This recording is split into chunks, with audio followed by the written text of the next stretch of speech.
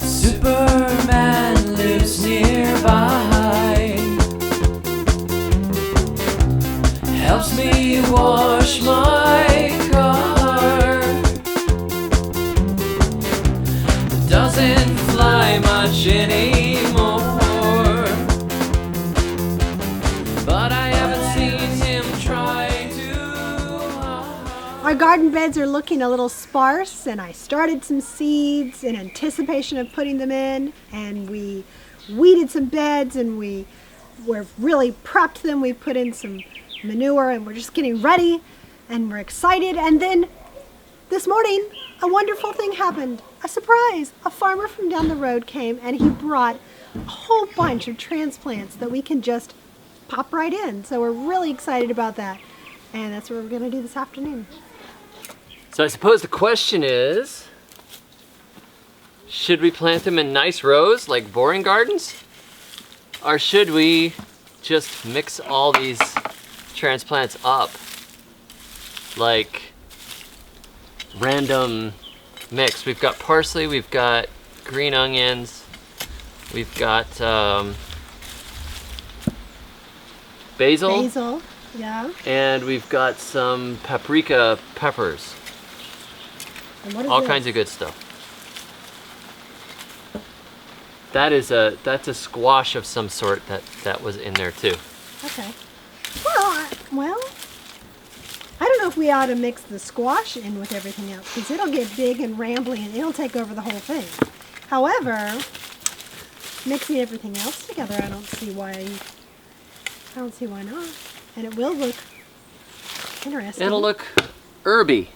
Well, it'll also look. Basil's in the middle. It may also, deter the pests. Right. Because we'll have a variety altogether, rather than a buffet of woohoo, my favorite thing, and then something comes in and eats the whole thing. So what do you want me to hand you? Some basil? Is I that what will you said? let you plant them. I will Okay. dig them. I don't like to put them too close. I want them to reach Right. maximum Yeah. potential. Do we know how big these basil will get? Because some get bigger than others. I think they're going to get pretty big. Yeah.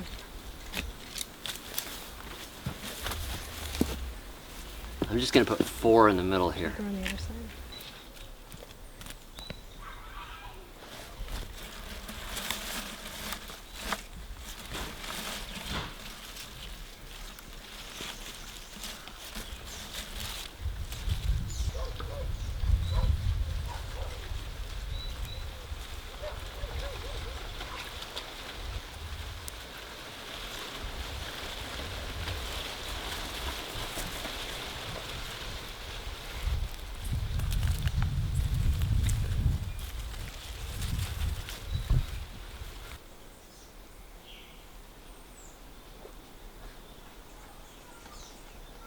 I just heard the other day that basil and tomatoes do well planted next to each other, like really near each other, because the basil helps to deter the pests that would be bothersome to tomatoes. I have some tomatoes started, but I don't have any transplants that are ready just yet, so I don't know if I'll attempt that or not, but I thought you might want to know that and give it a try yourself. Or let me know if you've done it and it seems to work. We could stick some onions along the edges and some parsley here. Okay. Or some parsley along the edges. Let's do And this. some onions here. Let's lay them out where we might want to put them so we can see exactly where they're going to go. That's too much work. No, it's not. It's too hard. Look. Watch, I'll show you. It's easy. But why? Let's just stick Why? holes. Let's Because make a I hole like in the to ground. see. Make Because holes I in the like to ground. see. I'm gonna put a hole right here. Yeah, I think you should put it a little more over there. No, it's perfect. No, What's wrong with that? That's too far. A little more over there. Well, the onions take up a lot less space. Uh-huh. The- Are these are green onions? Yes, bunching onions. So they're They'll not. start to make colonies. They're not going to turn into big onions. They're not bulbs, so we don't have, like, big bulbs, so we don't have to worry about proper spacing for bulb production. No, that's right. And I don't want to go, because I've got the edible air potatoes over here. I don't want to go too far with my digging towards where the edible air potatoes are. You remember. Those are very important. I forgot. So that's one here and there's one there. That's why I put those. Those sticks there. I wondered what the sticks meant. So what are we sticking there? These are for the onion? Parsley. We'll put onions on the edges because they can go a lot closer together. Okay. This will give everybody a lot of space. Parsley. This will be like all the herbs you ever needed. And this is a perennial too. So once we put these in here, they're going to be in here. Unless we manage to kill them. And we got all this beautiful half composted goat manure that I picked up from a goat research facility, which we threw on the other day before it started to rain, figuring that it would come in and get rained on and be beautiful. And it looks beautiful. The ground is nice and soft. It's amazing what a good rain will do for the clay.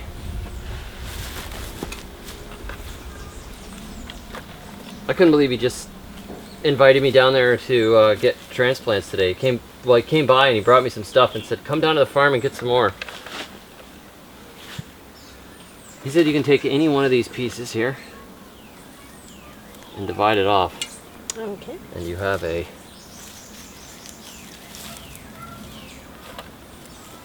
crazy. This is way too much parsley. When I was a kid, Dad always told us to eat parsley. He said people would throw away the parsley and eat everything else. He says they use it as a garnish. He said, but that's the healthiest thing on the plate half the time. Eat the parsley. He would get it and eat it on purpose. My dad would tell me that the Romans ate parsley to freshen their breath and aid in digestion after their meals. So I guess our dads gave us lots of parsley information. You could fit one more. Right there.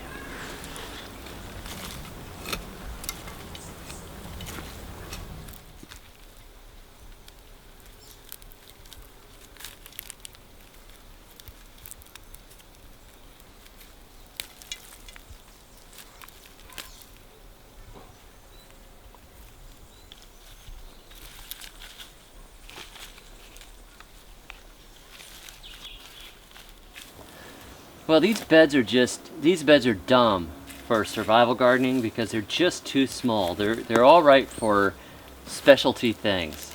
Previously, they were used for growing strawberries and some vegetables. And you can get a little bit out of here, but they're not really good for a lot, Like if you want to put in corn or yams, that sort of thing, this is really stretching it. I mean, I put pumpkins in here almost as a joke just because I thought it would be funny to watch it consume everything. But for herbs, I think it makes sense. For a little herb and medicinal garden, this is really a nice little space. I don't know what happened to the other green onions we planted. Something They just enjoyed totally, something ate them. I have no idea. Everything here wants to eat my plants.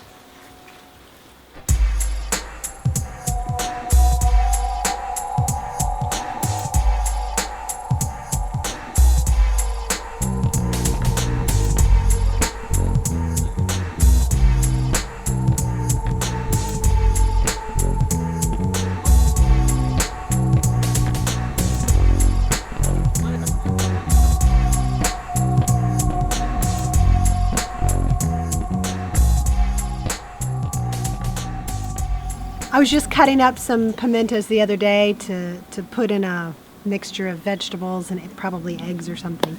And we hadn't had them in a while. And so we had some, and I was reminded again of how good they are. I mean, back in the U.S., my only experience with pimento peppers was inside of a green olive, and that may be yours as well. But pimento peppers, when they're fresh, they are really, really good. They smell sort of spicy, but they're not spicy at all. So they give this almost spicy flavor to the food without actually having any heat. And they're very, very nice, very pleasant. And so I highly recommend you find some.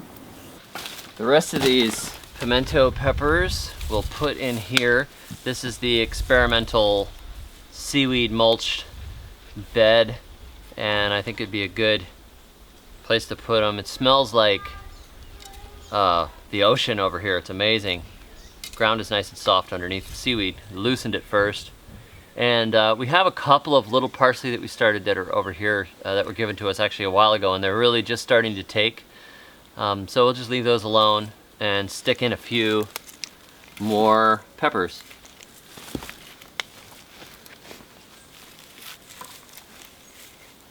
Just pull the seaweed mulch back afterwards. Wow, this bed is really nice and soft. I think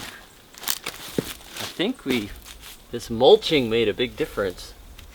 It is really very easy to dig. I've also got biochar in here and some sand, but not a lot of sand. Because if you get a lot of sand and clay, you kind of can end up with sort of concrete, I've heard.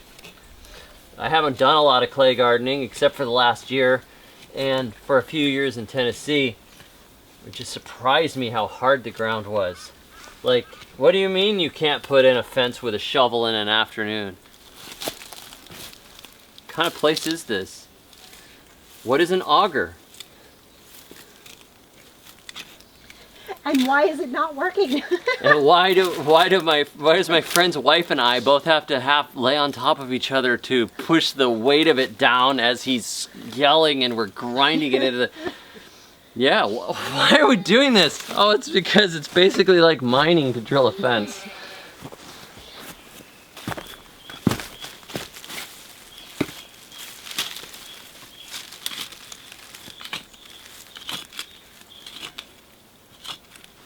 Oh, it is loose. Isn't it great? Yeah. There is a big difference here. I think the ocean minerals loosened it. But it's also had biochar and it's had ashes. So who knows? I don't know. How many of those we got left? I have 3 waiting here. I have a few here.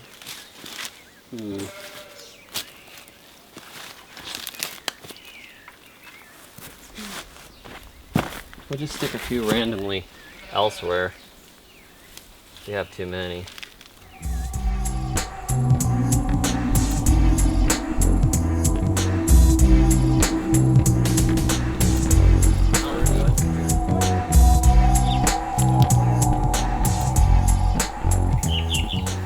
Somebody on using seaweed as mulch and using seaweed in your garden, your compost pile, said that I was so stupid that salt would kill my garden. And like, what kind of an idiot would say use seaweed? Well, just look up kelp meal, buddy. I don't come up with this idiocy all on my own, you know.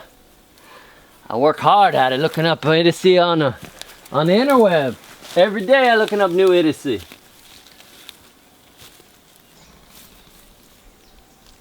Looks good. There's one left.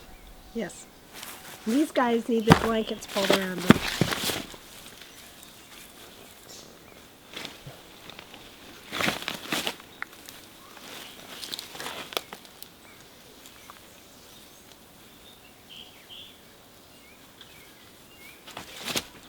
There we go. Looking fine. Well, it looks terrible right now, but it will look fine. Alright, let's stick some parsleys here and there. Ready? Okay. Get some parsleys. I will stick them. The holes in the ground where the parsleys may be found. Stick the holes in the ground.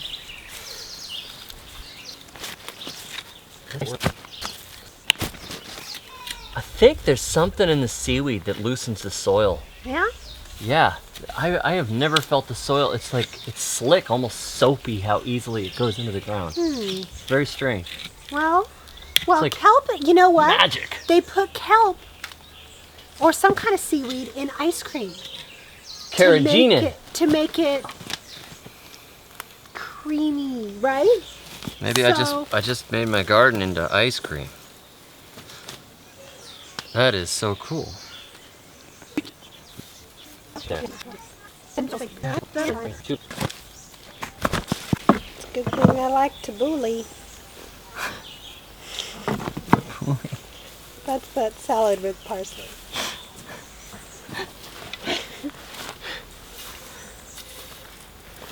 Tabbouleh, Bahama, pretty mama, parsley. No, I'll make you reach. Go ahead. Salad. Somewhere in here there's yams, and I don't know where. Well, they're next to the sticks, right? No, they're sort of a little ways from the sticks. Oh. But they'll grow right through a parsley, it doesn't matter, so long as I don't unearth them. Will they grow through a basil? They'll grow through a basil.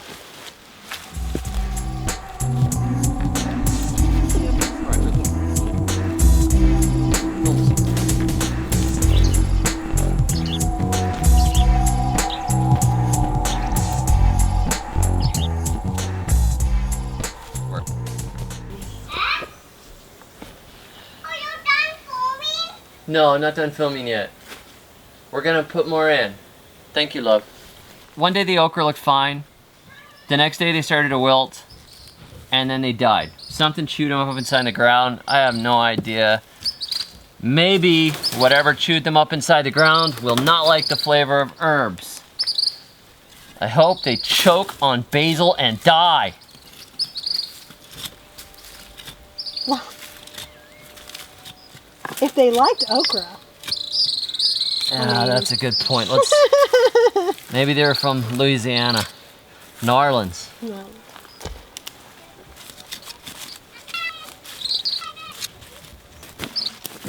The chayote died too. The chayote was eaten, like chewed to bits inside of the ground, and the new vines were eaten. So, what a death trap. I don't know what the deal is. About ready to get out the 7 dust. Destroy all nature. Now, I don't know anything about 7 dust. Is it like a, is it? 7 dust is carbaryl. It's not one of the most toxic pesticides. Actually, as pesticides go, it's almost tolerable.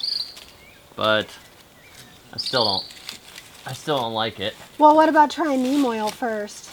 Is that, neem oil we can do. better? Right? Neem oil, we could soak everything with neem oil.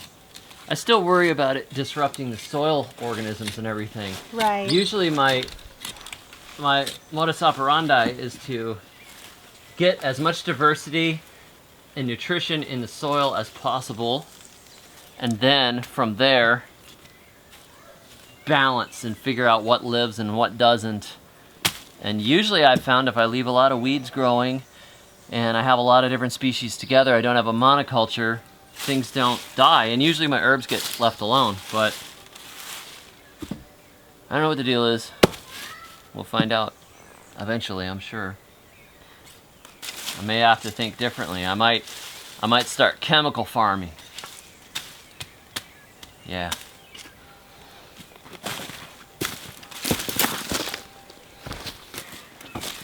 This bed here is where we have the low infrastructure compost pile, so it is super rich.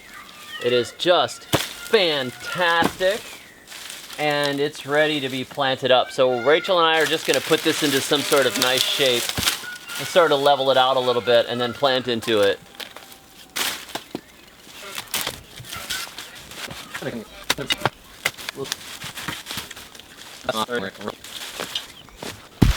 think just rake everything back. I want to make sure the transplants get their roots really in some solid ground. This is just awesome. I think it'll work well. I'll just pull this back and then we can put the leaf stuff around like mulch. What do you think? Yeah, that makes sense to me.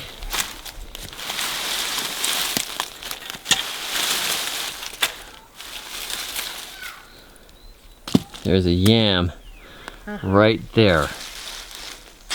This green guy right there, right? Yeah, that's it. And then there's some sort of leguminous vine next to it. Who knows what? It's not edible. And oh, what do we have here? Is this some sort of interesting fungi? No! You guys have kids? Yep.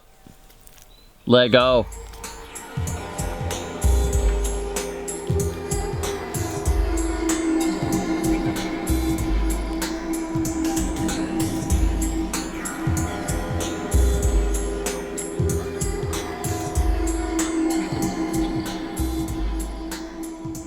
There's tuk-tuks right there. See? Yeah. See them? They're down at the bottom? Yep. There's a nasty ant that lives here that you do not want to sting you. Okay, you got it. And they live in organic matter and rough leaves. That is looking pretty good.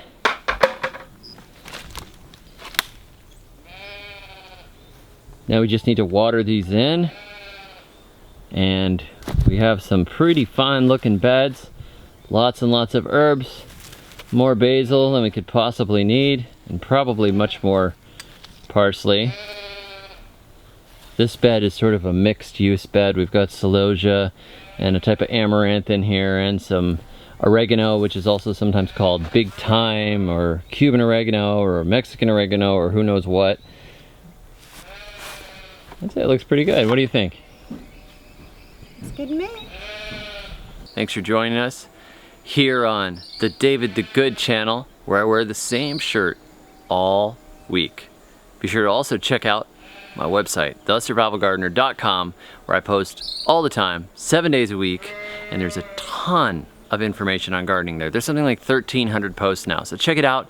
And also check out the Compost Your Enemies t-shirts, now available from Aardvark Tees in scenic Elkmont, Alabama. Until next time, may your thumbs always be green.